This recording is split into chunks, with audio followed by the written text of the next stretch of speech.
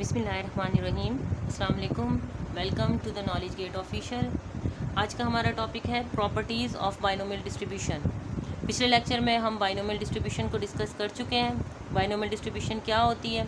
ऐसी डिस्ट्रीब्यूशन जिसमें binomial Bernoulli trials आते हैं, मतलब बाइनोमियल एक्सपेरिमेंट किया जाता है और उस एक्सपेरिमेंट के जो रिजल्ट्स आते हैं उनकी जब हम डिस्ट्रीब्यूशन बनाते हैं तो वो बाइनोमियल प्रोबेबिलिटी डिस्ट्रीब्यूशन कहलाती है। मैं बड़े डिटेल में आपको करवा चुकी हूँ पिछले लेक्चर में। आज के लेक्चर में हम देखेंगे कि प्रॉपर्टीज़ क्या होती हैं बाइनोमियल प्रोबेबिलिटी डिस्ट्रीब्यूशन की। अब सबसे पहले तो हमें ये समझना है कि प्रॉपर्टीज़ का मतलब क्या है। प्रॉपर्टीज़ हम कह सकते हैं कि क्वालिटीज़ क्या होती हैं बाइनोमियल प्रोबेबिलिटी डिस्ट्रीब्यूशन की। कुछ टर्म्स इस तरह से हैं कि आप डायरेक्टली भी निकाल सकते हैं बाइनोमियल प्रोबेबिलिटी डिस्ट्रीब्यूशन की। किस तरीके से, मैं वन बाय वन आपको क्लियर करती हूँ जो आप लोगों के लिए नेसेसरी हैं। नंबर वन, फर्स्ट इसकी प्रॉपर्टी ये आती है कि इसका पीएमएफ मतलब प्रोबेबिलिटी मास फंक्शन, या जिसको हम फार्मूला भी कहते हैं, इसका प्रोबेबिलिटी बाइनोमियल डिस्ट्रीब्यूशन का जो फार्मूला होता है वो क्या होता है, इसको हम कहते हैं पीएमएफ, बाइनोमियल प्रोबेबिलिटी डिस्ट्रीब्यूशन के फार्मूले को। और हम इसको लिखते हैं, रिप्रेजेंट जो करते हैं प्रोबेबिलिटी ऑफ एक्स से। जिस नंबर पे हमने प्रोबेबिलिटी निकालनी है उसको नंबर को आगे लिखते हैं और इसका फार्मूला होता है n c x p raise to power x q raise to power n minus x. ये हम डिस्कस कर चुके हैं, मैं आपके लिए रिपीट कर देती हूँ। पहले इसकी प्रॉपर्टी आती है जी, जो कि स्टैंडर्ड चीज़ें हैं, वो चीज़ें जो कि स्टैंडर्ड हैं। जैसे ही आपको पता चले कि आपका जो क्वेश्चन है उसमें बाइनोमियल एक्सपेरिमेंट हो रहा है और हमें बाइनोमियल प्रोबेबिलिटी डिस्ट्रीब्यूशन बनानी है, तो ये वो चीज़ें हैं जो कि फ़िक्स हैं। उस क्वेश्चन में ये चीज़ें ज़रूरी हो जाएंगी, मतलब ये इसी तरह से आएंगी। अब ये हमें फार्मूला लगाना होगा। इस फार्मूले में एन हमारा नंबर होगा, जितने टाइम्स हमारा एक्सपेरिमेंट हो रहा होगा। एक्स यहाँ से लेंगे हम, जो हम प्रोबेबिलिटी निकाल रहे हैं। पी का मतलब होगा probability of success. Probability of success means कि जिस चीज़ में आप इंटरेस्ट ले रहे हैं उस एक्सपेरिमेंट के अंदर वो आपकी सक्सेस होगी, और जिस बात में आप इंटरेस्ट नहीं ले रहे वो आपकी फेलियर होगी। तो जब इंटरेस्ट की प्रोबेबिलिटी निकालेंगे तो वो पी से डिनोट करेंगे, और जो फेलियर की प्रोबेबिलिटी निकालेंगे उसको हम क्यू से डिनोट करेंगे। तो फर्स्ट प्रॉपर्टी इसकी आ जाती है ये, और इसी में आ जाती है कि इसकी रेंज जो आपके पास आएगी, रेंज मींस ये जो x की वैल्यू है, ये x की वैल्यू इसमें स्टार्ट होगी 0 से लेकर शुरू होगी और कहाँ तक जाएगी, n तक जाएगी। अब इस बात का क्या मतलब है, इसकी मीनिंग ये आता है कि जैसे ही आपको पता चलता है आपके क्वेश्चन में बाइनोमियल एक्सपेरिमेंट हो रहा है, तो उस एक्सपेरिमेंट में आपसे कहा जाएगा जी बाइनोमियल प्रोबेबिलिटी डिस्ट्रीब्यूशन बनाएं या प्रोबेबिलिटीज़ निकालें। तो आपने फ़ौरन याद रखना है कि ये बाइनोमियल का क्वेश्चन है, तो मुझे जो प्रोबेबिलिटीज़ निकालना शुरू करनी है वो 0 से स्टार्ट करनी है। मींस इस जगह पर सबसे पहले आपने 0 रखना है, उसके बाद 1 रखना है, उसके बाद 2 रखना है, और वहाँ तक नंबर रखने हैं जहाँ तक आपका n दिया हुआ है। आपके अगर क्वेश्चन के अंदर n 5 दिया हुआ है तो आपने 5 रखना है, अगर 4 दिया हुआ है तो आपने 4 रखना है।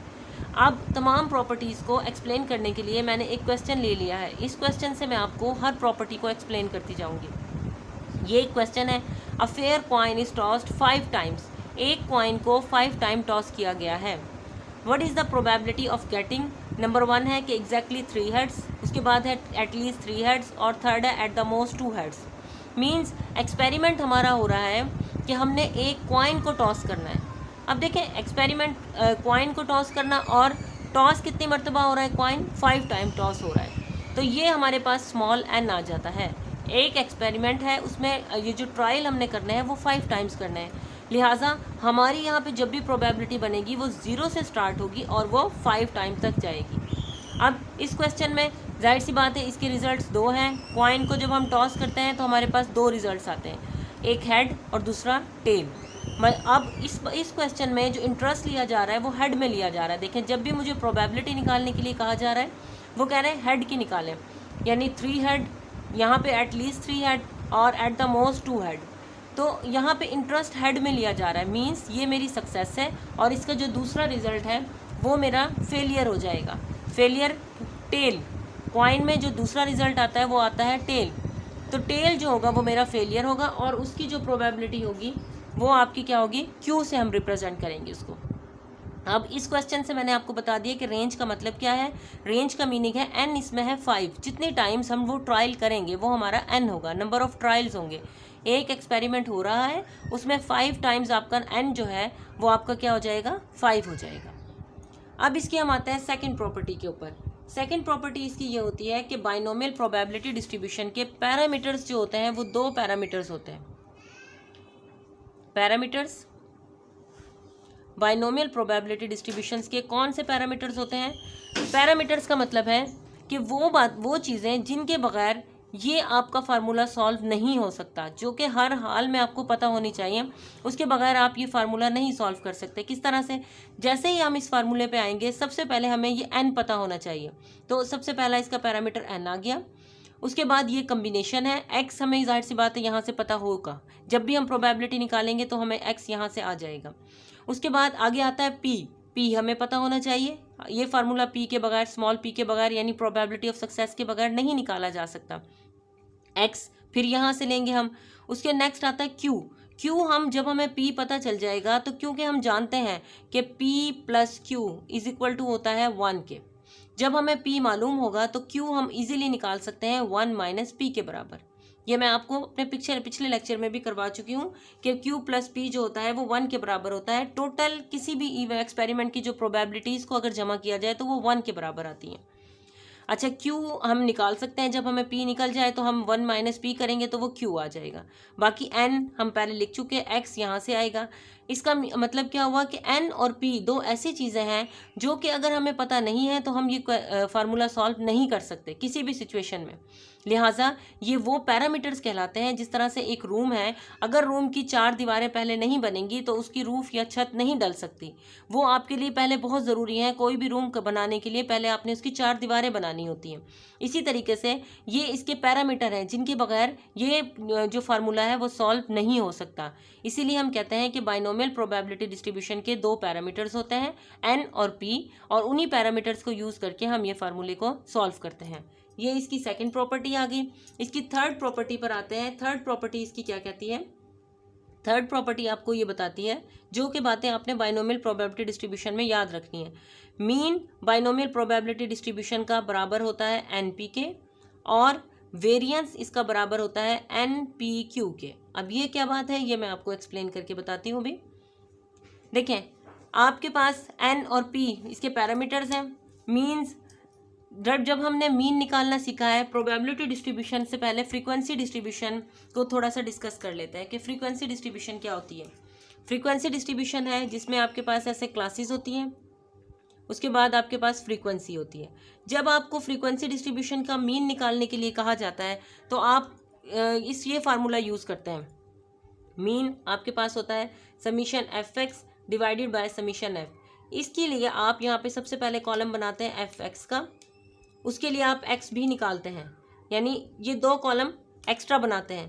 पहले आप x की वैल्यू निकालते हैं, उसके बाद fx निकालते हैं, और फिर fx को सम करते हैं, डिवाइड कर देते हैं f से। अब इसी बात को, यानी हर फ्रीक्वेंसी को जब हम टोटल फ्रीक्वेंसी से डिवाइड करते हैं तो वो तो हमारी प्रोबेबिलिटी बन जाती है, जिसको हम यहाँ पे लिखते हैं प्रोबेबिलिटी ऑफ x। जब हम प्रोबेबिलिटी डिस्ट्रीब्यूशन बनाते हैं फ्रीक्वेंसी डिस्ट्रीब्यूशन में, हर इवेंट की फ्रीक्वेंसी को टोटल तादाद से, टोटल फ्रीक्वेंसी से डिवाइड करते हैं तो वो प्रोबेबिलिटी बन जाती है। लिहाजा हमारा अगर मीन प्रोबेबिलिटी डिस्ट्रीब्यूशन का निकाला जाए तो वो बन जाएगा summation x probability of x। इसकी जगह पे मैं प्रोबेबिलिटी लिख देती हूँ, इसलिए मुझे ज़रूरत होगी कि x को मुझे मल्टीप्लाई करना पड़ेगा प्रोबेबिलिटी ऑफ x से, इन दोनों कॉलम से। उसके बाद जब मैं इसको सम करूँगी तो मीन निकल कर आएगा। अब देखें, ये इतना लंबा प्रोसीजर भी मीन निकालने के लिए है, लेकिन प्रॉपर्टीज़ का मतलब होता है क्वालिटीज़, वो बातें जो कि कुछ स्टैंडर्ड चीज़ें हैं जो कि आप आंख बंद करके कर सकते हैं। यानी अगर आपका क्वेश्चन बाइनोमियल है और आपसे कहा जाए कि उसके अंदर आपने उसका मीन निकालना है, उसकी प्रोबेबिलिटी डिस्ट्रीब्यूशन का, तो आपको इतना लंबा प्रोसीजर करने की ज़रूरत नहीं है। अगर आप जस्ट n और p को मल्टीप्लाई करेंगे तो जो आंसर आएगा वो वही निकल कर आएगा जो इतना लंबा प्रोसीजर करने के बाद आता है। ये प्रॉपर्टी आपको ये बताती है कि अगर आप इस तरह से प्रोसीजर करेंगे तो भी वही मीन निकल कर आएगा, और अगर आप इसके दोनों पैरामीटर्स को डायरेक्टली मल्टीप्लाई कर देते हैं तो भी वही मीन निकल कर आएगा। अब इस क्वेश्चन में जिस तरह से मैंने आपको बताया कि ये हमारा n है, 5 हमारा n है, और इसमें हम हेड में इंटरेस्ट ले रहे हैं, हेड हमारा सक्सेस है। तो एक कॉइन को फेंकने के बाद हेड के आने की प्रोबेबिलिटी होती है 1/2, क्योंकि दो टोटल रिजल्ट्स हैं, हेड एक मरतबा है। अगर मैं 5 को मल्टीप्लाई करूंगी 1/2 से तो जो मेरा आंसर आएगा वही आंसर इसका मीन निकल कर आएगा इसकी प्रोबेबिलिटी डिस्ट्रीब्यूशन का। जब मैं इस क्वेश्चन की अगर प्रोबेबिलिटी डिस्ट्रीब्यूशन बनाती हूँ, मतलब 0 से लेकर 5 तक तमाम प्रोबेबिलिटीज़ निकालूं, उन तमाम प्रोबेबिलिटीज़ को फिर रैंडम वेरिएबल से मल्टीप्लाई करूँ, एक्स से मल्टीप्लाई करूँ, उसका कॉलम बनाऊँ, तो इतना लंबा प्रोसीजर, ये प्रॉपर्टी आपका इतना लंबा टाइम बचा लेती है। और आपने जस्ट याद रखना है कि मीन बराबर होता है एन पी के, आपने एन को जस्ट मल्टीप्लाई कर देना है पी से। इसके अलावा जब आपको वेरिएंस निकालने के लिए दिया जाता है तो वेरिएंस का भी एक बड़ा लंबा प्रोसीजर होता है। आपने अगले 2-3 कॉलम आपको ज़रूरत पड़ते हैं, x square probability of x निकालना होता है आपको, फिर उसमें से उसको माइनस करना होता है। तो ये प्रॉपर्टी आपसे कहती है आप इतने लंबे प्रोसीजर की तरफ ना जाएं। अगर आपसे कहा गया डायरेक्ट कि आपने वेरिएंस निकालना है किसी भी डिस्ट्रीब्यूशन का, तो आप इस तरीके से निकाल सकते हैं। आप एन को मल्टीप्लाई कर दें पी से और क्यू से, क्यू हम 1 - p के तरीके से निकाल सकते हैं।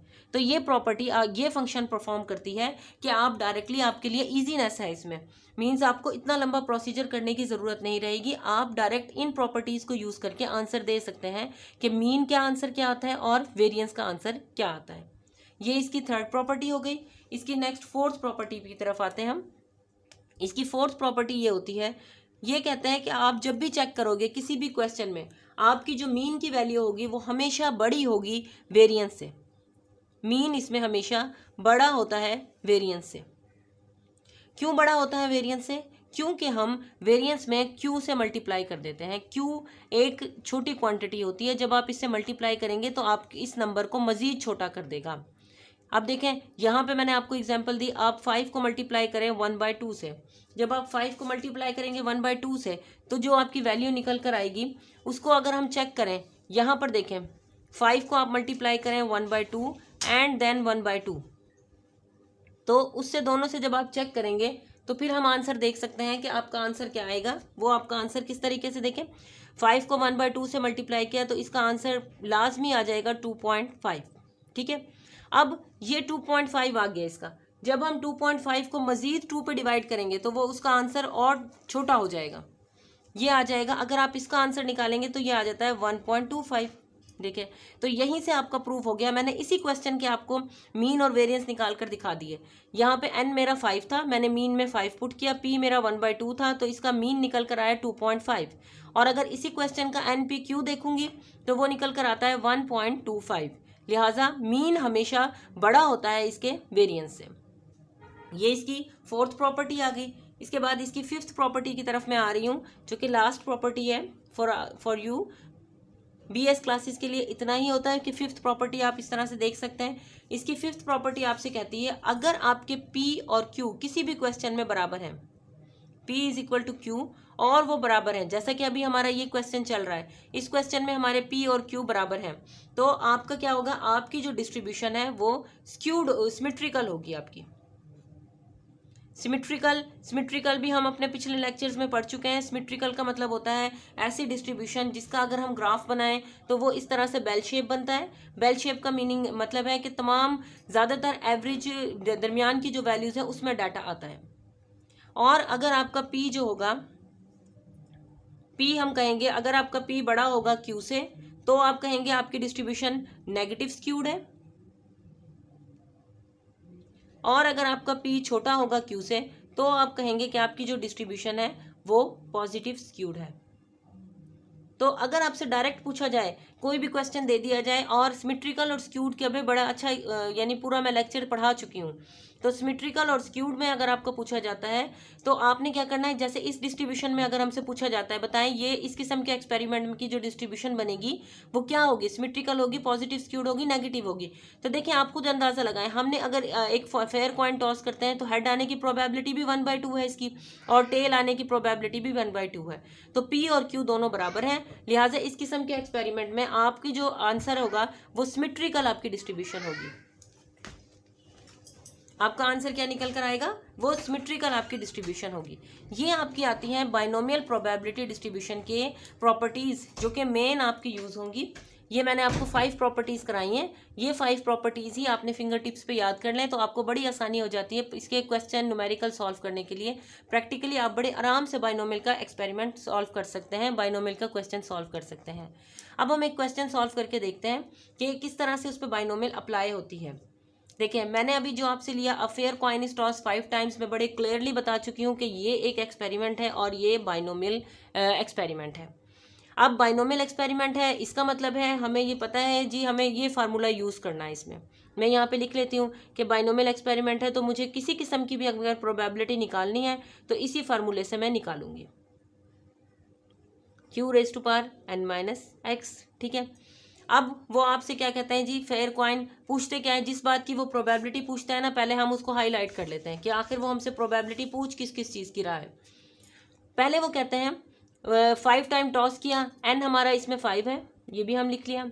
इंटरेस्ट वो ले रहे हैं हेड में, इसका मतलब है हेड हमारी सक्सेस है, सक्सेस की प्रोबेबिलिटी को हम कहेंगे p और इसको हम लिख देंगे 1/2। और q हमारा टेल है, टेल की प्रोबेबिलिटी को p में 1 में से माइनस करेंगे 1/2 को, तो q भी आपका निकल कर आ जाएगा 1/2। अब जी अच्छा, वो पूछ क्या रहे हैं हमसे, वो चीज़ लेते हैं हम। सबसे पहले वो पूछते हैं कि आप निकालें एग्जैक्टली 3 हेड्स, एक्स की वैल्यू उन्होंने क्या दे दी 3। उसने इस क्वेश्चन में ये नहीं कहा कि प्रोबेबिलिटी डिस्ट्रीब्यूशन बनाए। अगर वो कहते हैं ना हेड आने की प्रोबेबिलिटी डिस्ट्रीब्यूशन बनाए, तो हम कहाँ से शुरू करते हैं, जैसे हमें पता है 0 से, हम 0 से शुरू करते और 0 1 2 3 4 5 तक चलते हैं कि 0 हेड आया, एक हेड आया, 2 हेड आए, 3 हेड आए, इस तरह। लेकिन अब इस क्वेश्चन में ना आपको फिक्स दे दिया गया है जिसकी आपने प्रोबेबिलिटी निकालनी है। इसमें कहा गया है कि आपने निकालनी है एग्जैक्टली 3 हेड्स की probability x is equal to 3 हमने कैलकुलेट करनी है। हम इस फार्मूले में पुटिंग करना शुरू कर देते हैं। n हमारा 5 है, 5 लिख लिया, कम्बिनेशन x की जगह पे हम लिखते हैं 3, p हमारा है 1/2, इसकी पावर 3, और q हमारा है 1/2, और जी n 5 है, 5 में से माइनस करेंगे 3 को, 5 माइनस 3, n की जगह पे मैंने 5 पुट किया, ये 3 पुट किया, तो ये क्या आ जाएगा 2 आ जाएगा। अब हम इसकी कैलकुलेशन करते हैं। आप 5 कम्बिनेशन 3 पहले निकालेंगे, उसके बाद 1/2 की पावर 3 लेंगे, और उसके बाद 1/2 यानी ये हो जाएगा 5 कम्बिनेशन 3। 1/2 की पावर 3 का मतलब होगा 2 को आपने 3 टाइम्स मल्टीप्लाई करना है, 2 2 4, 4 2 8, और 1/2 की पावर 5 में से 3 जाएगी तो ये क्या हो जाएगी 2, और ये 1/2 का स्क्वायर लेंगे तो 1/4 हो जाएगी। अब आप इसको सॉल्व करके देखिएगा, मैंने आपको कम्बिनेशन का भी समझा दिया है कि किस तरह से आंसर आता है। जब आप इसको सॉल्व करेंगे तो ये आपका आंसर हो जाएगा 10/32, ये 8 4 32 आ जाएगा। वैसे थोड़ा सा हिंट बता देती हूँ, 5 से 3 निकालेंगे ना तो इसका आंसर निकल कर आएगा 10 जब आप कैलकुलेटर से करेंगे, और नीचे 8 को 4 से मल्टीप्लाई करते हैं तो ये 32 आ जाता है, तो इसका आंसर आपके पास आ जाएगा 10/32। ये हमने प्रोबेबिलिटी निकाल ली। अच्छा जी, अब नेक्स्ट उसने क्या बात पूछी, बहुत इजी कर देता है ये डिस्ट्रीब्यूशंस अगर हमें समझ आ जाती हैं, और हम ये समझ लेते हैं कि जी इस क्वेश्चन के अंदर हमारी फ्लां डिस्ट्रीब्यूशन इंप्लीमेंट हो रही है, फ्लां डिस्ट्रीब्यूशन लगेगी, और वो हम समझेंगे किस तरह से कि जो मैंने आपको 4 सिचुएशंस बताई थी कि अगर ये सिचुएशंस फुलफिल हो जाती हैं तो ये बाइनोमियल एक्सपेरिमेंट है, और उसी की तरीके से हम उसके जस्ट फार्मूले में आप पुट कर देंगे। नेक्स्ट देखें वो क्या कह रहे हैं, एटलीस्ट 3 हेड्स। एटलीस्ट का मतलब होता है कम अज कम, कम अज कम मतलब इस पॉइंट से आपने आगे चलना है, ये आपका लोएस्ट चीज़ है, इससे आगे जाना है। तो प्रोबेबिलिटी एटलीस्ट के लिए हम साइन यूज़ करते हैं greater and equal. Greater and equal का साइन यूज़ किया जाता है किसके लिए, एटलीस्ट के लिए। और जब एट द मोस्ट आता है तो एट द मोस्ट के लिए हम यूज़ करते हैं लेस एंड इक्वल का साइन। एट द मोस्ट का मतलब होता है यहाँ तक रुक जाना है, ज़्यादा ज़्यादा है, इससे पीछे वाले। अब ये एटलीस्ट 3 हेड्स का मतलब है कम अज कम 3 हेड आए, तो आपने x की प्रोबेबिलिटी निकालनी है ग्रेटर देन इक्वल टू 3। कम अज कम 3 का मतलब है कि या तो 3 हेड हों, 3 या फिर 4 हेड हों, या फिर ज़्यादा से ज़्यादा हम 5 तक जा सकते हैं, क्योंकि हमारा n 5 है, n हमारा क्या है 5 है, तो हम वहाँ तक जा सकते हैं इसके। अब देखें अब किस तरह से कैलकुलेट करेंगे, x इज इक्वल टू 3 आप ऊपर निकाल चुके हैं, ये आपका आ गया 10/32। x इज इक्वल टू 4 इसी फार्मूले में पुट करते हैं हम, ये हो जाएगा 5c4, 1/2 की पावर 4, और आगे 1/2 की पावर 5 में से 4 गए 1, प्लस 5c, ये पुट करेंगे यहाँ पे x की जगह पे, तो ये हो जाएगा 5c5, 1/2 की पावर 5, और q भी हमारा क्या है 1/2, और इसकी पावर 5 माइनस 5 हम करेंगे तो वो हमारे पास हो जाएगी 0।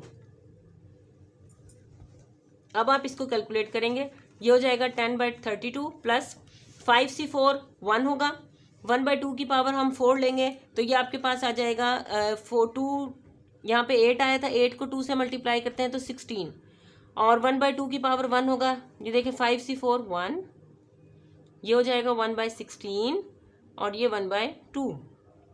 5 × 5 1 होगा, 1/2 की पावर हम 5 देखेंगे, देखें आप यहाँ पे 2 की पावर 5 किस तरह से निकाल सकते हैं, 2 ये है, ये लिखा हुआ, ये हैट, इसकी पावर 5 और ये 32, तो ये आ जाएगा आपके पास 1/32, 10/32 प्लस इसको 1, ये 1/32, और नेक्स्ट आपका आएगा 5 × 4 1 नहीं होगा बेटा, 5 होगा, 5 × 4, ये देखें हम यहाँ पे करेंगे 5 शिफ्ट 4 शिफ्ट और ये C4, ये आ जाएगा 5, यहाँ पे आ जाएगा 5/32 और ये हो जाएगा 1/32। आप इसका एलसीएम लेंगे तो इसका आ जाएगा 32, और जब इसको हम प्लस करेंगे तो ये हो जाएगा 16। इस तरह से इसकी प्रोबेबिलिटी का आंसर आ जाएगा 16/32। अब नेक्स्ट जो आता है वो है जी, मैं हिंट दे देती हूँ, फिर आपने खुद से ये सॉल्व करके देखना है। ये लास्ट जो आपका आता है वो है प्रोबेबिलिटी आपने निकालनी है at the most. At the most का मतलब होता है ज़्यादा से ज़्यादा, यानी x is greater than equal to 2। Greater than equal to 2 का मतलब है, sorry, less than equal to 2, यहाँ पे मैंने बताया भी ज़्यादा से ज़्यादा का मतलब है less than and equal to 2। At the most को हम कहते हैं ज़्यादा से ज़्यादा, इससे आगे नहीं बढ़ना, आपने यहाँ तक जाना है। अब देखिए हमारी रेंज बाइनोमियल की 0 से शुरू होती है, तो हमने अगर 2 तक जाना है तो 2 से पीछे तो 1 और 0, तो आपने कौन कौन सी प्रोबेबिलिटीज़ को जमा करना है, x is equal to 0, x is equal to 1 and x is equal to 2। ये प्रोबेबिलिटीज़ आप इनमें जमा करेंगे तो आपके पास आ जाएगा probability at the most 2 head. ये आपको मैं असाइन कर रही हूँ, आपने खुद से करके देखना है ताकि आपको क्लियर हो कि बाइनोमियल प्रोबेबिलिटी डिस्ट्रीब्यूशन में हम किस तरीके से प्रोबेबिलिटीज़ निकाल सकते हैं। यहाँ तक का मेरा टॉपिक था प्रॉपर्टीज़ को समझाने का। ये आज हमने किया है प्रॉपर्टीज़ और इसकी इम्प्लीमेंटेशन, यानी इस यहाँ पे अगर इसी क्वेश्चन में मुझे कहा जाता सारी बातें जो प्रॉपर्टीज़ की थी मैंने आपको इस क्वेश्चन के ज़रिए सॉल्व करवाई हैं। इसकी पहली प्रॉपर्टी थी फार्मूला, फार्मूले में मैंने पुटिंग करना बता दिया। सेकंड इसकी ये रेंज की थी, तो इस क्वेश्चन के मुताबिक हमारी रेंज 0 से 5 तक जाएगी। पैरामीटर, इस क्वेश्चन में 2 पैरामीटर हैं, n5 है और p आपका है 1/2। मीन इसका निकालना मैंने यहाँ पे बता दिया है, ये मीन निकाला था हमने, 5 को p से मल्टीप्लाई किया तो 2.5, और वेरिएंस निकाला है कि 5 को p और q से मल्टीप्लाई किया तो ये 1.25।